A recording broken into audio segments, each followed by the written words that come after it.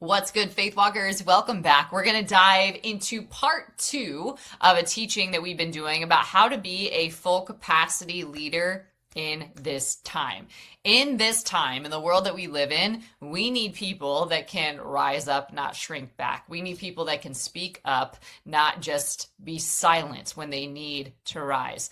We need people that know how to lean in when it's intense and have skills to bring forward what the moment requires rather than dodge accountability, ownership, and responsibility. But that will not happen if it is not formed, if it is not trained. And many people have not been training the capacity. So today we're going to talk about part 2 of what we set up and how to be the kind of leader that this season requires and why most people aren't ready for that. Okay, so most people, we'll pause real quick because this is just too exciting to not share. So some of you know, some of you experienced it, and I'm just so humbled and so grateful. But we had the launch of my book, Full Capacity, How to Live Ridiculously Free and Fuel a Life Without Limits, on Saturday, March 21st. It was a full immersion and something so special, something that we had talked about and been building for years behind the scenes, something that brought so many people together through so much of their formation work, and it was just absolutely divinely orchestrated and profound. And so we're coming off of that, trying to digest what happened, what our spirits know, but we're just still catching up with. So I wanted to share, during that, we did a couple of things. One, we released the book. So the book officially released on March 21st. So right now, I even challenge you to do that. If you feel blessed to be a blessing, a way that you can be a blessing for us over here is to go get the book for 99 cents. You can get the book for 99 cents, the Kindle version, on Amazon. So go look up Full Capacity Juliana Page, get the book, leave a review. I know that you haven't read the book yet, but if you do want to say something about your experience with me, you can do that. If you do want to share feedback in another way too, you can send it to info@julianapage.com. But you buying the book and leaving a review is immensely powerful. The book is $1, so you can absolutely do that. Buy it for somebody you love. There's also paperback versions available, but the book is available. So go get the book. It takes you a couple of seconds to do. Go get it. Make sure that you got it. Then I also made an announcement about the Full Capacity Mastermind. So I will put information to be a God's Vibes Insider below to make sure that you can be a part of that experience, because I don't want you to just have the book. I want you to walk out what's in the book. But I know a lot of times we don't walk out what's in the book because we don't have a guide. Okay. So I have made this extremely generous and extremely accessible on purpose, but that's only going to be for a limited time because we're starting very soon. We officially start on April 15th. So if you want to be a part of that, make sure that you click on all the things in the show notes. Go get the book, okay? Buy the book, leave a review. When you've started reading it, you can leave a review then. You can also just say something about your experience with me as well. But go get the book, leave a review. Also, make sure that you plug into Courage Co. and click on the links to be a part of the insider list so that you get the updates and can be a part of what we're doing next, okay? So back to part 2. Most people do not miss opportunities because they lack opportunity. Like, opportunities will keep coming, just as much as we can count on gravity and change. Opportunities will come too. That's not the problem, okay? Most people miss opportunities because they haven't built the capacity to carry them, so they mishandle them, they squander them, they just do not often steward them well, okay, when it matters. So if you listen to part 1, you already know capacity is not just something that you can claim, right? Like information you can claim. People do this all the time where they claim that they're the expert, they claim that they're originator, and they actually can't back that up, okay? But you can't do that with capacity. You can't fake it until you make it with capacity. You can either form it or not have it. That's really how it works. Like, it's so blunt in that way, so clear in that way. So capacity is something that you build, okay? And it's built in the time between seed time, and harvest. That's where capacity is built. And you build it a day at a time, a step at a time, and a moment at a time. Every time you submit to the Spirit, you're building capacity. Every time you obey God when you have the option not to, you're building capacity. Every time you renew your mind, every time you defer and yield to the Spirit of God, you are building capacity in moments that matter. Okay? And that's how you fulfill destiny. It's not just this one big epic moment. It's all of these together. Okay? So capacity is built in time. And in this video and in this training, what we're going to do, okay, is we're going to talk you through what actually builds capacity. I've identified some things that normally we avoid, to be honest, but these are the things that actually help you build and train and practice capacity, okay? Because if you don't understand what is forming you, you'll spend your life trying to avoid the very things that were meant to develop you because you are not viewing them correctly. Okay, and then you can't pass the test, and then you don't get the development, and then you're not ready. Okay, so most people think that leadership fuel, okay, what's going to fuel you and give you energy and empowerment and all that, they think that it looks like encouragement. And sometimes it is, right? Because encouragement is pouring courage into somebody. So that is part of it. However, as much as people think that fuel is encouragement, it's support, it's affirmation, it's momentum, it's feedback, it's outcomes, it's rewards, that could be true, okay? But those are just a type of fuel, okay?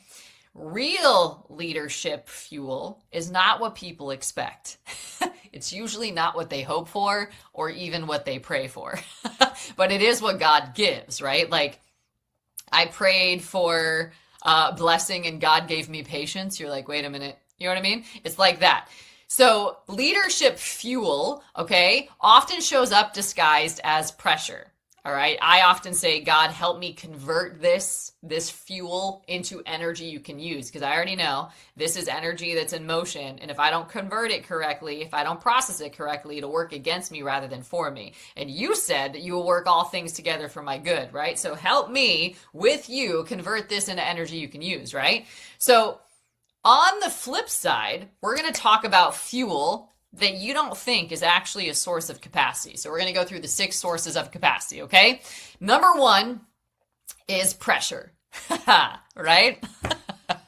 Pressure. Pressure reveals where you're not yet developed. That's what it does. And you don't want to be exposed because you feel weak, you feel vulnerable, and you don't want people to know that. That's human, right?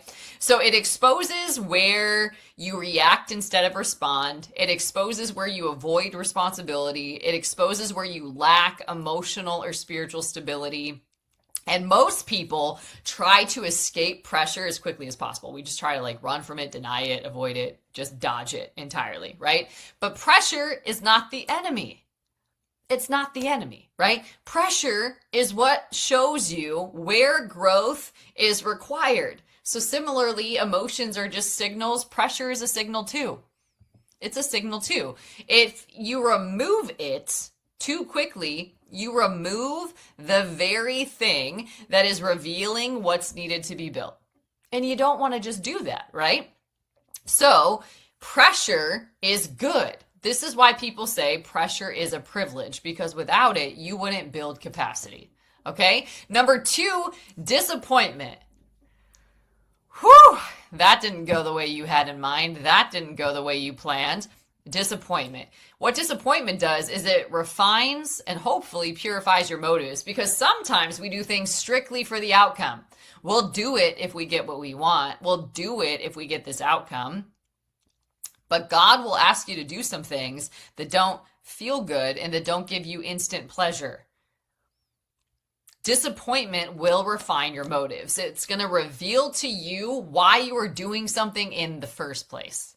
And if that was as pure as you think it is. Were you doing it for recognition? Were you doing it for validation? Were you doing it for the outcome? This is the type of thing where you can see, I'm only going to obey God if he blesses me. I'm only going to obey God if he gives me what I desire.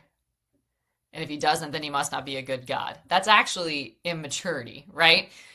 Or are you anchored in purpose? It's going to show that too, because when expectation collapses, right? Only what is rooted in purpose will remain. So disappointment will strip away performance, and it will strip away impurities, and it will strip away at insecurities and insufficiencies. And it will force you to decide whether you're still willing to continue or not, whether you are moving in shallow faith or deep faith.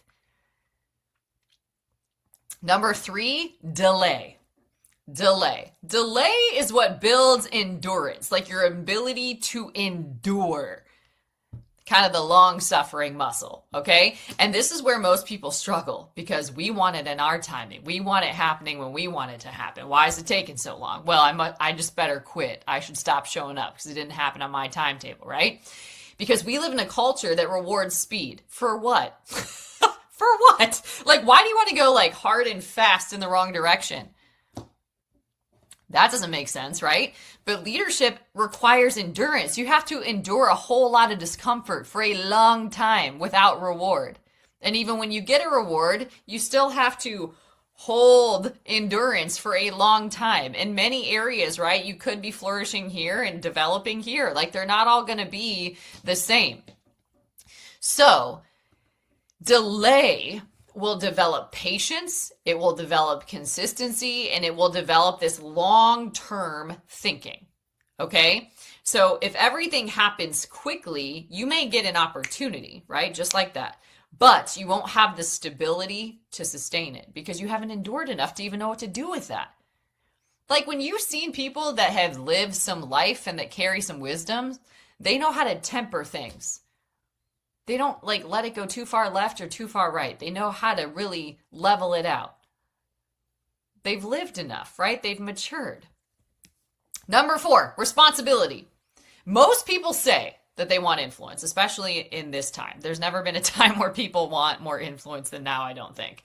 Most people say, though, that they want influence, but influence comes with responsibility. And so they want the influence without the responsibility. And I've seen this. I've even worked for people that got quick success because they were really good salespeople. So they just like shot up in business and made a lot of money, but then they didn't have the ability to respond well to that. They actually didn't want to be responsible. So they hired people to do their job that they haven't even figured out what their job was yet because it was all happening so quickly. And the whole business imploded. And a lot of people got hurt in the process. There was a lot of consequences to that.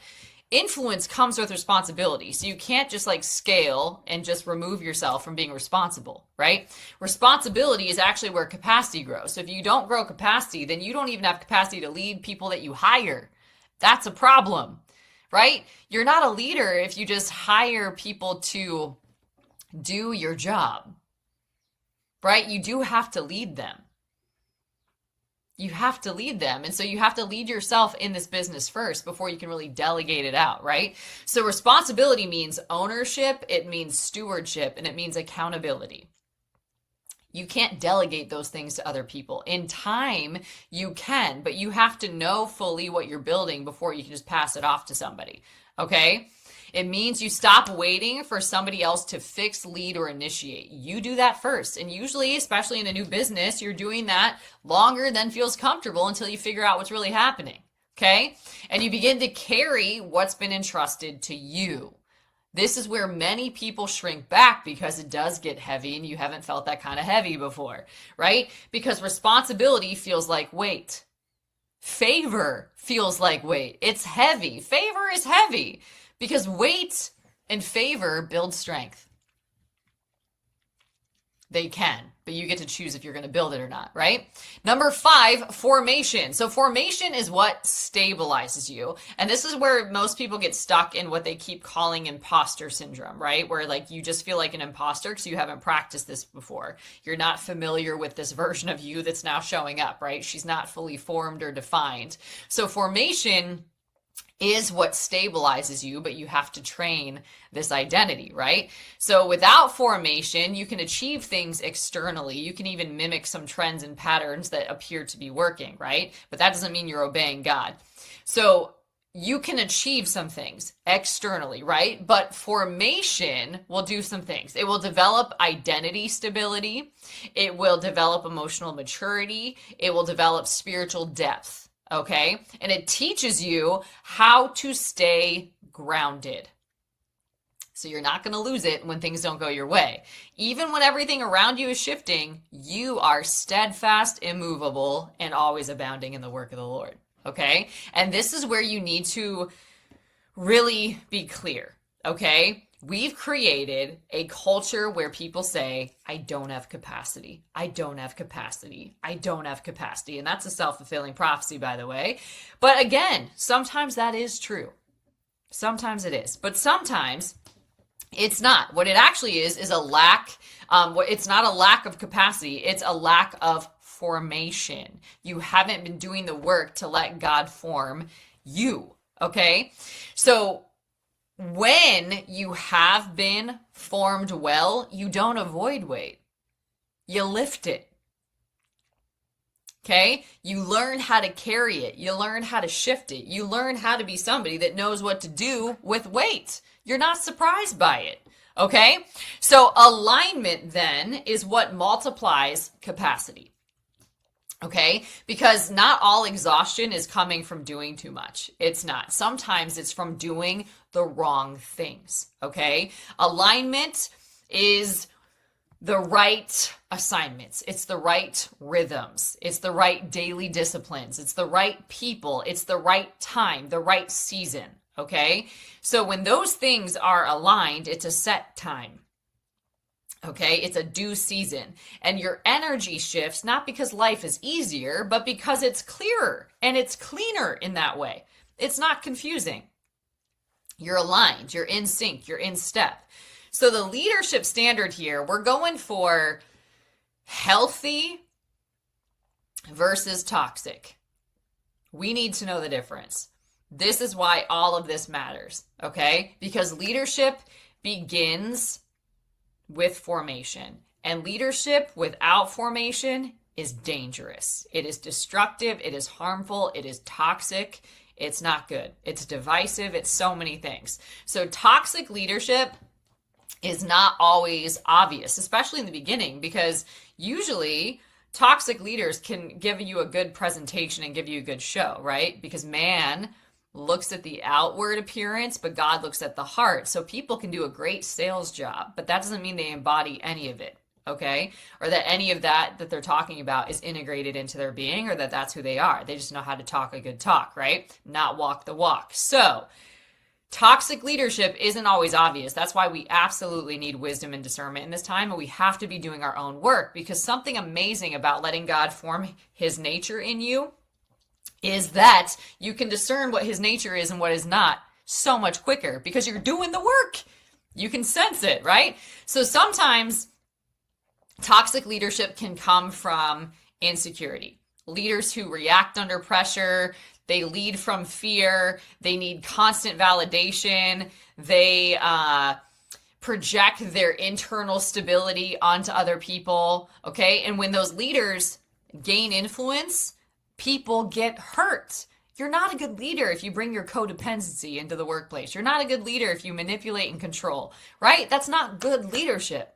But if you haven't dealt with some of these things, you do bring them into your leadership, because leadership is just an extension of who you're being and what you've trained, okay? So healthy leadership and healthy leaders are different. Thank the Lord, right? They know how to carry weight without collapsing, without dumping and projecting that on other people. They know how to carry weight without completely collapsing. They know how to face pressure without transferring that to other people. They don't lead from insecurity, doubt, and fear.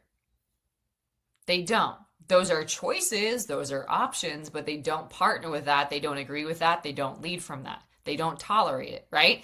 They lead from courage, from faith, from self-mastery. And those things are not automatic. They are built. They are practiced. They are trained. Okay? So the world does not just need more leaders. It needs more leaders who are safe to follow. And I would just challenge you right now to ask that. Are you safe to follow? Do you trust you? Are you submitted to the Spirit of God? How is your prayer life? How is your dependency on the Lord? All really great questions worth answering with the Spirit of God. So I just want to clarify the weight of this season, because my book, Full Capacity, is meant to be a powerful tool to help you in this season. The weight of this season, this is not an easy season, and we were never called to easy. If you were alive in this time, you were not called to easy. You weren't, and your life probably has not been easy up to this point, right? This is not easy leadership. It's just not. It's not, right? This is not easy ministry. Like, being an ambassador is not easy business. You got to mind your own business, meaning you have to renew your mind. You have to process your emotions. You have to look at your heart. You have to look at all the unloving things inside of you and see where you're impure. You're not pure of heart. And if you're not pure of heart, you're not able to use wisdom and discernment. You're not as sensitive to those, so you can't distinguish the nuances of different scenarios and situations. Okay? This is a time that requires people who are mature, who are resilient, who are discerning, and who are steady. Now, that's not sexy, but it is impactful. That's not like a shiny post, but it's deep and it's profound and it's transformative. And you got to sometimes get off the sugar and get on some meat. You got to get off the stuff that will just rot your teeth out and sink your teeth into what will actually help you. You got to go on from milk and shift into solid food. You have to go on to maturity, because people that do this work can bend without breaking, kind of the palm tree, right? But if you can't bend, right, you will break, because storms will come, challenges will come, absolutely, right? But if you haven't learned how to steward yourself well, you won't steward anything that's entrusted to you well. You will mishandle opportunities, relationships, and assignments that are requiring a different kind of leader. We need different kind of leaders in this time. And that's not going to be random. That will be the people who do practice, who do train, who do mature. And they don't do it for outcome. They don't do it for approval. They don't do it for applause. Because a lot of this work never gets that. They do it for the Lord, because they do everything as unto the Lord, and they are living for an audience of one, number one, okay? They want to go for well done, my good and faithful servant, and they want to be obedient, okay? So sometimes we miss the moment because it was too much, right? But sometimes we miss the moment because we had been mishandling ourselves all along. And that is something that we can control, okay? So let's bring this full circle. This is why the principle still matters. Seed, time, harvest. Most of leadership is built in the time part, okay? Not when everything is visible, not when everything is working, not when people are supporting you, right, and have your back. Nope, you might have no support and feel like no one has your back. Leadership is built in time, and it's built when things are being formed internally that nobody ever sees. Okay, so here's the reflection for you. Where are you right now? Seed, time, harvest, okay? Where are you right now? And you might be in many areas, in different areas of your life, okay? Are you planting seed? God gives seed to the sower. Are you sowing the seed he's giving you? Time, resource, energy. Are you sowing what he's given you? Are you in the time of formation? Are you beginning to see harvest? And more importantly, are you resisting the very thing that's designed to build you into who God wants to form, shape, and anoint you to be? Full capacity leadership is not about doing more and being impressive. It's not about that at all. It's about becoming somebody who can carry more and glorify God in all they think, say, and do, especially in moments that really, really count. Okay? So if this resonated with you, I want to encourage you to do a couple things. One, go get the book Full Capacity. Okay? It is available on Amazon for a limited time. You can get the book for $1. So do go do that and leave a review, please and thank you. Spread the message. That's one of the best ways that you can support locally or from afar. And then also make sure that you plug into the God's Vibes Insider so you get information on this next opportunity of bringing the book to life. We are going to be doing this formation training together. We're going to be doing the book study together so that you don't have to walk this book out alone. And there's so much that you could miss without this kind of evolving live journey. So you're invited to be a part of that. We are officially going to start a formation journey on April 15th. So I've got all the details going out to the insider. So make sure that you're a God's Vibes insider and you can plug into that journey with us. Okay. This is so powerful. And I really just encourage you to be a leader worth following. Even if you didn't have one, decide to be that one. Okay. All right, y'all. I hope this message blessed you. And until